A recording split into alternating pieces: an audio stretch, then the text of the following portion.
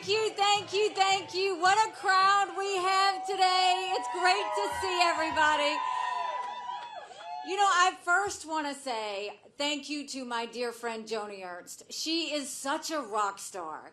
And when you look, it's a testament not just to her, but truly the delegation in Iowa, they fight for you. They really, really fight for you, and they work hard. And I have such a respect for them because as I've gone through every one of their districts and I've seen how they've served, you don't see that in every state. And I want you to really appreciate what you have, because when you match this delegation up to a lot of others, they're workers, they're fighters, but they're also results-oriented. They have to come back and tell you what they're doing. So you are very blessed, and I want to thank Joni for being here. She's a dear friend, and it's always fun to hang out with her. So I will say this. It is cold outside. And let me tell you how cold it is. So I've been doing this for 11 months. We've been all over this state so many times I can't count. And in 11 months, going back to like October, November, December, I would do all these town halls and I would say, y'all, it's cold out there. And y'all would laugh at me, right? You would laugh at me like that. Now I get it. I get why you were laughing at me, because this is truly cold.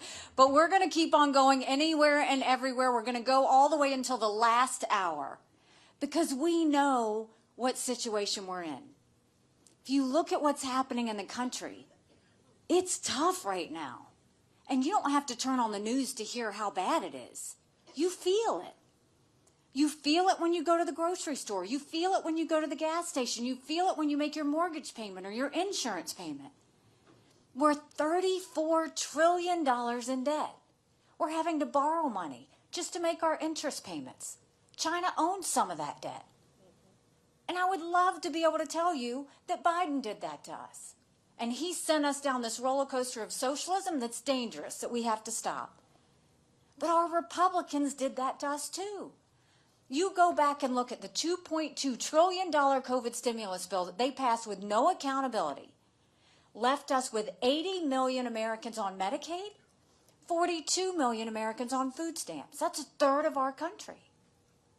And now you're looking at a situation where we have got to get our economy and inflation under control.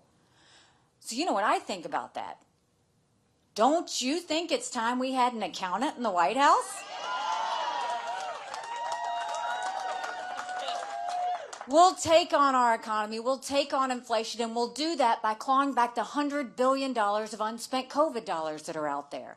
Instead of 87,000 IRS agents going after middle America, we'll go after the hundreds of billions of dollars of COVID fraud. 1 out of every $7 was spent fraudulently. If 8% of our budget is interest, quit borrowing, cut up the credit cards. You have to balance a budget every day. I had to balance a budget as governor.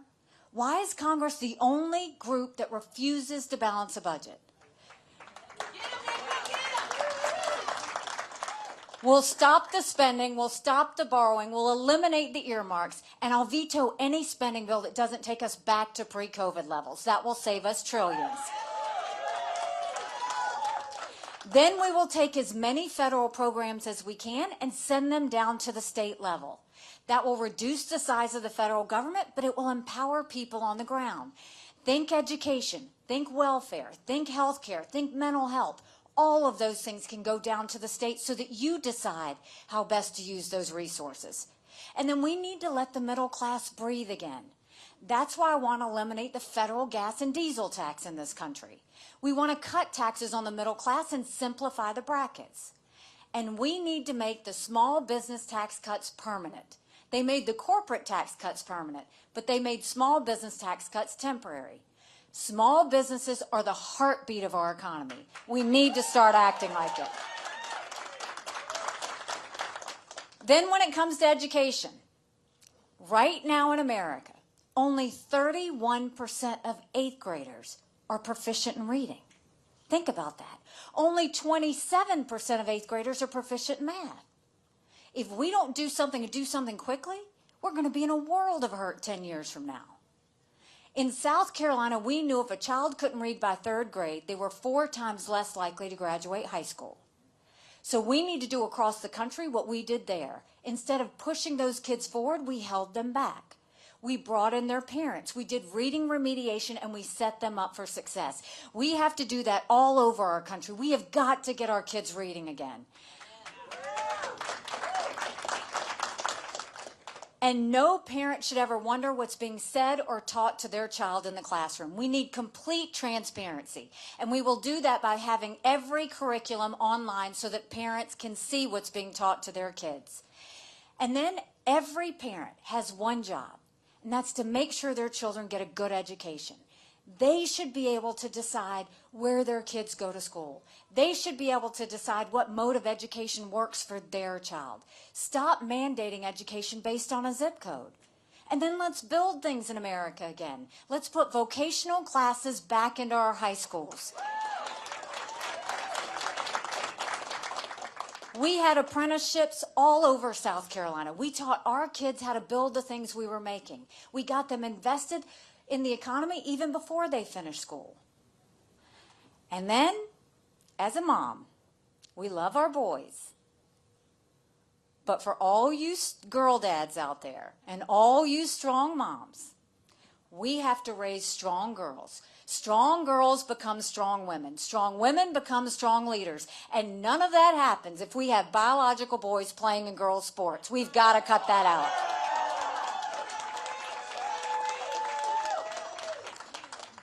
And then when it comes to the border, it truly is the most irresponsible act I've seen. I can't believe this is the United States of America. It's a total dereliction of duty. 8 million illegal immigrants have come to that border. More fentanyl has crossed the border that would kill every single American last year. Number 1 cause of death for adults 18 to 45? Fentanyl. And don't think for a second China doesn't know what they're doing when they send it over. In South Carolina, we passed the toughest illegal immigration law in the country. President Obama sued us over it, and we won. We will take what we did in South Carolina and we'll go national with it. We will do a national E-Verify program and require that businesses have to prove that the people they hire are in this country legally. We will defund sanctuary cities once and for all. No more safe havens for illegal immigrants. We will put 25,000 Border Patrol and ICE agents on the ground and let them do their job. We will go back to the Remain in Mexico policy so that no one steps foot on U.S. soil. And instead of catch and release, we'll go to catch and deport. That's the way we'll stop what's happening on our border. And let me start here. America should always take care of those who take care of us. But I'm going to ask you for taking care of those who take care of us. Right now in America, over 35,000 of our veterans are homeless. 1 in 3 suffers from PTSD or thoughts of suicide. We lose 22 heroes a day to suicide. If a veteran needs a doctor's appointment, on average, it takes 29 days. Why 29 days? Because on the 30th day, they can go to the doctor or hospital of their choice. So midway through the 29 days, they get a call to reschedule, and the clock starts all over again. It's shameful how we treat our veterans. Michael, my husband, is a combat veteran. He deployed to Afghanistan. When he came back home to us, that was a lot of prayers answered. But that was the easy part. When we got home, life got hard. Michael couldn't hear loud noises. He couldn't be in crowds. Life had passed him by for the year that he was gone, and the transition was tough. We can't just love our men and women when they're gone. We got to love them when they come back home, too. Let's do more than just that 2-week stateside transition. We need to be doing telehealth and letting them get the mental health care they need right when they need it. They should be able to go to the doctor or hospital of their choice. They've earned that right. And I think the way we deal with the VA is I think every member of Congress should have to get their health care from the VA, and you watch how fast that gets fixed. Speaking of Congress, don't you think it's time we had term limits in Washington, D.C.? Don't you think we need to have mental competency tests for anyone over the age of 75? Now, let me tell you, when I say that, I'm not being disrespectful. We all know people above 75 that can run circles around us. Senator Grassley's a perfect example of that. And then we know Joe Biden. These are people making decisions on our national security. These are people making decisions on the future of our economy. We need to know they're at the top of their game. I don't care if you do it for everybody 50 and up, but we need clarity on that. And there were two things at the UN that we saw Russia, China, and Iran never wanted us to have. They never wanted us to have a strong military, and they never wanted us to be energy independent. We won't be energy independent. We'll be energy dominant. We will get the EPA out of the way. Right now, they care more about sagebrush lizards than they do about whether we can afford our utility bill. We'll speed up the permitting. We'll start the pipelines, including the Keystone Pipeline. We'll export as much liquefied natural gas as we can. We'll do nuclear power. We'll make sure that we build up the biofuels industry to make it the opportunity we know it can be. And that includes supporting the renewable fuel standard. We shouldn't just do energy as just enough to take care of America. Let's turn our energy industry into an economic powerhouse that helps us pay down our debt and get our inflation down. Those are the ways, not only is it national security, but that's the way that we can get up and flourish economically. So those are the domestic issues. Now let's talk about national security. The world is on fire. We've got a war in Europe. We've got a war in the Middle East. You've got North Korea testing intercontinental ballistic missiles that can reach the U.S. You've got China on the march. But make no mistake, none of that would have happened had we not had that debacle in Afghanistan. The idea that my husband and his military brothers and sisters who served there had to watch us leave Bagram Air Force Base in the middle of the night without telling our allies who stood shoulder to shoulder with us for decades because we asked them to be there. Think about what that told our friends. More importantly, think about what that said to our enemies. And now what are you hearing out of Congress? Should we support Ukraine or should we support Israel? Should we support Israel or should we secure the border? Don't let them lie to you like that. That's a false premise and they know it. I'm going to tell you why. I learned every day at the United Nations.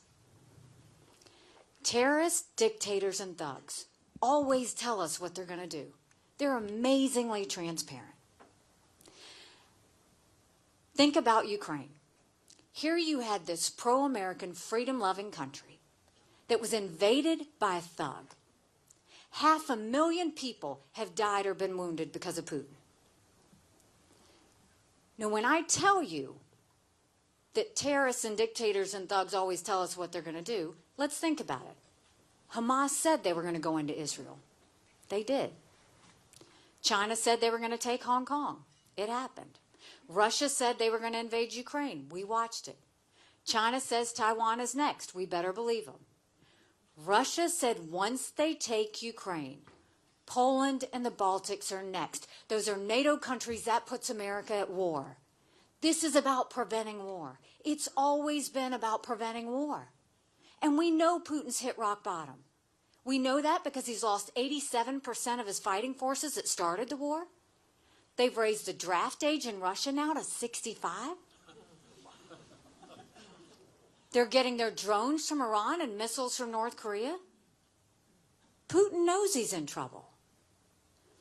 Now, I will be the first one to tell you, I don't believe in giving any cash to any country, friend or enemy, because you can't follow it and you can't hold it accountable.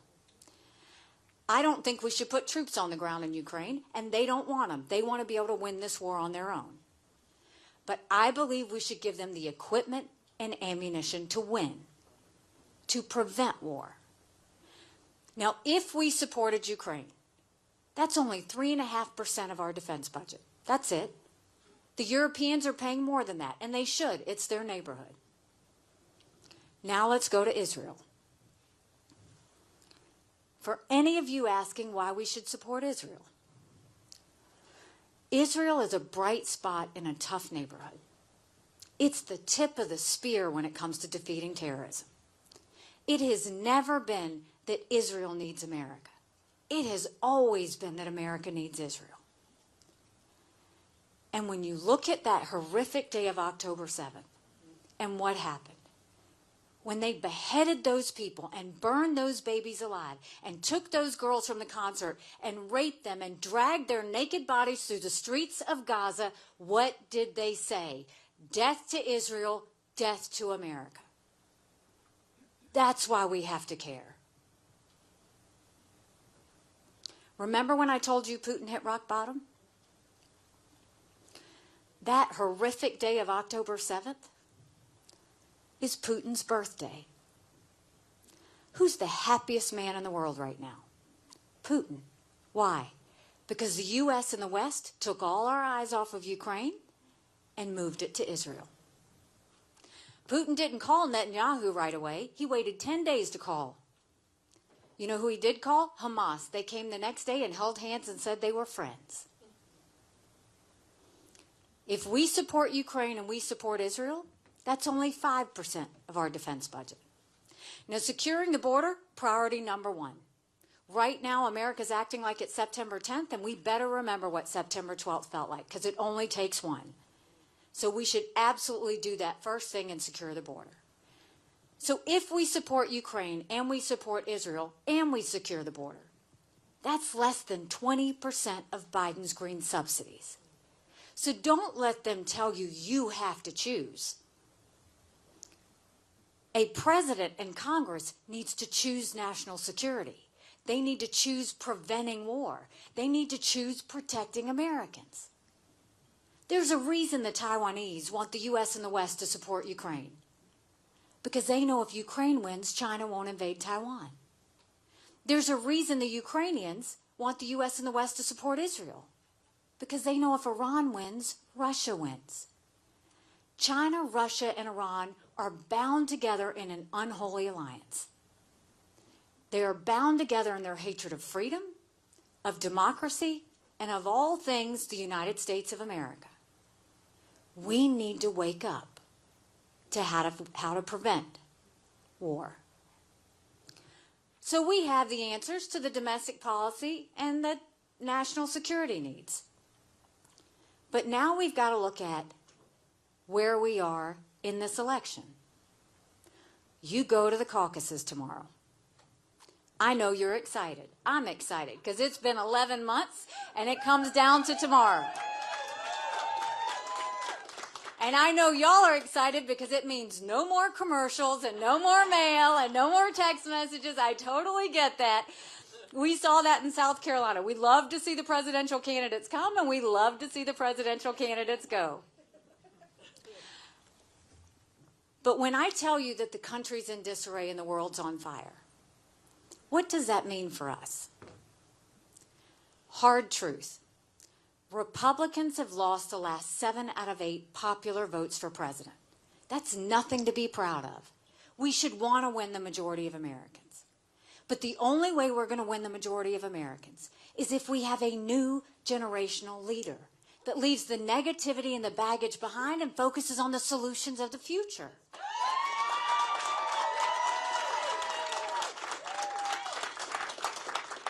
You don't fix Democrat chaos with Republican chaos.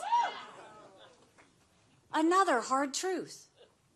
I think President Trump was the right president at the right time. I agree with a lot of his policies.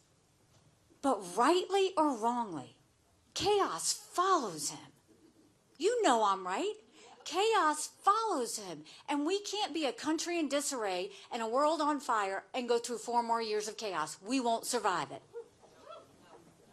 And we will not survive a President Kamala Harris. That's why the general election matters. Now, you can look at the polls head to head against Biden. There's been many of them. Ron doesn't beat Biden. Trump's head to head with Biden. On a good day, he might be up by 2. That's margin of error. That's another nail biter of an election, and that's one where we're holding our breath. I'm in every one of those general election polls. And I beat Biden, according to the Wall Street Journal and others, by 17 points.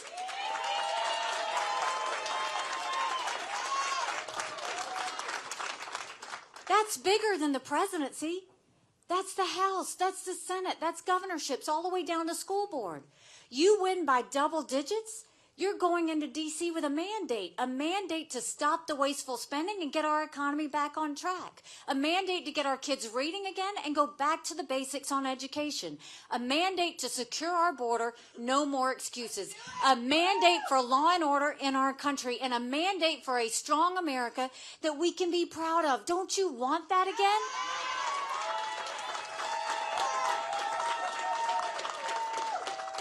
Because we could have that.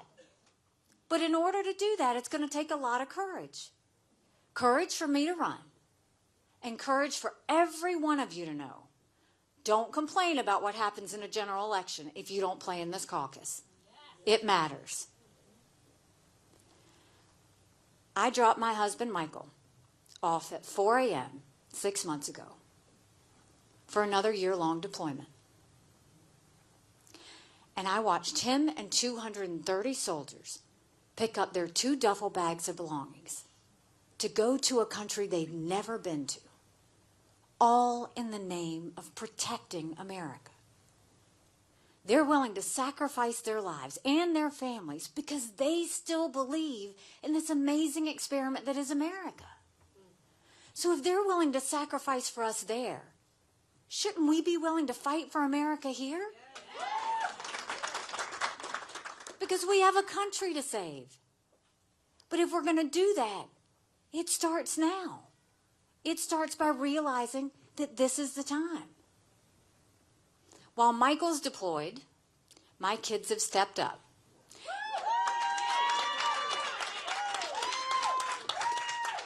Now, when they were little and I was in the governor's residence, and we'd have legislators or whoever come to visit, I would always have to go tell them to shake hands, and I would say, okay, I'll give you $0.25 for every hand that you shake.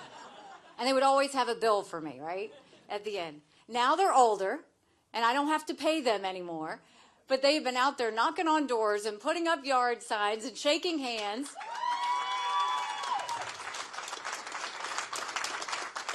And right now they're having a competition on who can get the most caucus cards. So if you look on your chair, there are these caucus cards. And it tells you, fill it out if you're going to caucus for us, fill it out if you want to volunteer, fill it out if you want to be a part of things. But do something. You can be the start of the solution that we have. You know, somebody asked me why I was running when I announced. I said, my parents came here 50 years ago to an America that was strong and proud and full of opportunities. I want them to know that country again. I'm doing this for my husband, Michael, and his military brothers and sisters. I want them to know their sacrifice matters. I want them to know that we love our country. I'm doing this for my daughter who just got married, and I saw how hard it was for her and her husband to buy a home.